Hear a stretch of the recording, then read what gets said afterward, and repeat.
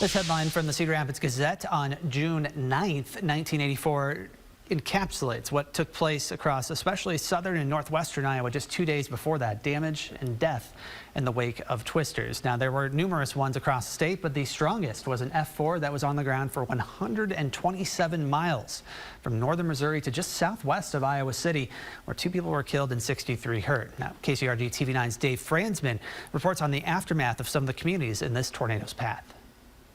The school, went to school through 8th grade there, and church, we were married there, and it's just gone. For Mary Ann DeYoung, coming back to her former hometown of Wright, Iowa, was a painful experience. Many of the places she cherished growing up in this tiny Mahaska County town ceased to exist last night in the teeth of tornado winds. What was left was only a reminder of what had been. And the steps went into the vestibule, and that's the carpet out of that. And then that's just the basement of it. The church was just all sitting in there. It was just all there. Only 5 of Wright's 20 buildings were left standing. From the air, the sheer scale of what happened becomes more apparent. Some 20 of the 50 or so people living here were hurt. Authorities say it was a miracle no one was killed. In the morning light, the able-bodied rummaged through the rubble trying to find a family heirloom or valuables. Some, like Joan Fairchild and her brother, didn't have much hope. It's all filthy. Probably half of it's no good. And I've lived here all my life. I'm 22, and this is home. Was home. The tornado or tornadoes that went on a rampage here in Mahaska County seemed to hop and skip around. Some areas were lightly touched, perhaps a few blown limbs. Others, like this one particular farmstead, were totally flattened. And there was evidence of the freakish and sometimes cruel tricks played by 100-mile-per-hour winds. In one rural area, photographer Mike Erickson and I spotted a cow literally speared by a flying fence post. The animal was obviously in pain, yet able to move. One farmer said he'd never seen anything like it, and he didn't know if a vet could save the animal.